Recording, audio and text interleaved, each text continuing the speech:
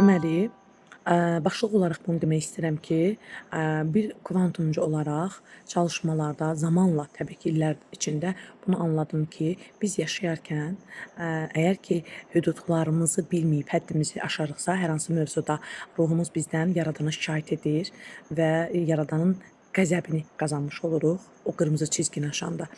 Amma ən yaxşı şəkildə, ən yaxşısını etməyə çalışanda yaradan həm bizə dəstək olur, həm də ruhumuz çox gözəl parıldayır, güclənir. Çəkim qanunları da, yəni şans dediyimiz çəkim qanunları da həyatımızda çox gözəl, sürətli, möhtəşəm işləyir və həqiqətən bu yaradana çox xoş gəldiyinə görə bizi daha da ödülləndirir, qiymətləndirir, bolluğu ilə, bərəkəti ilə, sevgisi ilə, axışı ilə və digər ən gözəl olan şeylərlə. Mən bunu qeyd etmək istəyirəm ki, mən kvantumcu olduqdan sonra mənim böyüdüyüm ortamda və yaxud da kollektiv inancda mənim özümün tapdığım yaradanımla, tanıdığım daha doğrusu yaradanımla, Allahla, o Allah arasında çox böyük fərq oldu bu inancda. O uşaq vaxtı eşitdiyim, inandığım Allah daha çox şablon, daha çox standartları var idi, standart inanclar idi. Nəinki bir kvantumcu terapist olduqdan sonra mən həqiqətən o gerçək, bütün yaradanın nə demək istədiyini, hansı mesajlar verdiyini, hansı həqiqətlər, bu dünyanın yaratdığı sistem, həqiqətlər, göylər, yerlər və yaradan nə deyir, məni tanımayan, kainatımı anlamayan heç kəs bu dünyada huzur tapa bilməz. Bəli, insanlar reinkarnasiya olur. Çünki reinkarnasiya yenidən doğuş deməkdir, doğulmaq deməkdir və biz insanlarla işləyəndə fərdi işləyirik. Orada rastlaşdığımız, üzləşdiyimiz və keçmiş sənin həyatlarından kollektiv şuuraltı proqramı olaraq bugünkü həyatında baş verənlər o qədər öz həqiqətini tapır ki, görsəl olmasa da, bilirsiniz, biz maddə dünyasındayıq, düzdür. Amma bizim tək qidamız maddə dünyası deyil. Yəni biz deyək ki, təkcə yeməkdən, içməkdən, gəzməkdən və digər şeylərdən ibarət deyilik.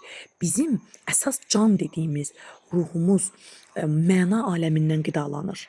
Və biz əgər ki, dünya ilə, yəni maddə ilə o məna arasında %100 dəngə deyilən bir şey yoxdur. Dəngəni tutmaq üçün daim deməli çaba göstərəriksə, mütləq Allah bizə o çabamıza dəstək durur. Yəni məna aləmi ruhdursa, ruhumuz qidalanırsa, maddə aləmimizdə bizə ən çox nəfsimizdən imtahana çəkilirik. Yəni ən çox insanın savaş verdiyi ruh, bədən və zehindir. Və çoxu zaman insanlar bu üçün arasında bir savaş halındadılar, bir qəbullanmama, bir problem yaşayırlar. Amma onun fərqində deyirlər çoxu zaman. Belə olan halda biz bir-birimizi, yəni həmin o üçlükdə bir-birimizi yoruruq. Məsələn, düşüncələrim ruhumu yorur, tükətir, ruhum bədənimə yüklənir, həzm olmadıqca və eyni zamanda da düşüncələr də qarışır. Belə olan halda həqiqətən ruh bizdən Allaha şikayət edirmiş və seanslarda da gördüyümüz kimi hətta bunu da deyir. Mən burada heç dinclik tapmıram, mənim burada yerim yoxdur, mən getmək istəyirəm, qayıtmaq istəyirəm, məni buradan çək, apar, missiyamı yekunlaşdır və s.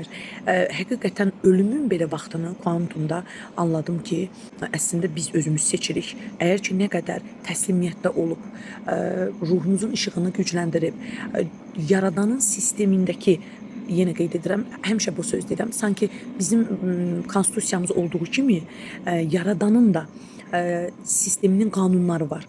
Biz o qanunlara təslim olarıqsa, inanın ki, nə bədənimiz, nə ruhumuz, nə zehnimiz ki, bunlar hamısı bizə əmanətdir, müvəqqəti. Bu qədər dirənç yaşayıb sıxıntı yaşamarıq, bu qədər xəstəliklər, bu qədər maddi sıxıntılar, bu qədər münasibət problemləri olmaz.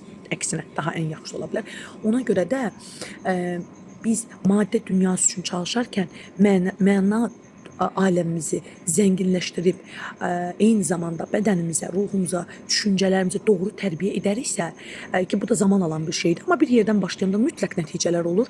İnanın ki, həmin insanın və insanların həyatı çox böyük dəyişim və dönüşümə istəməsə belə məruz qalır.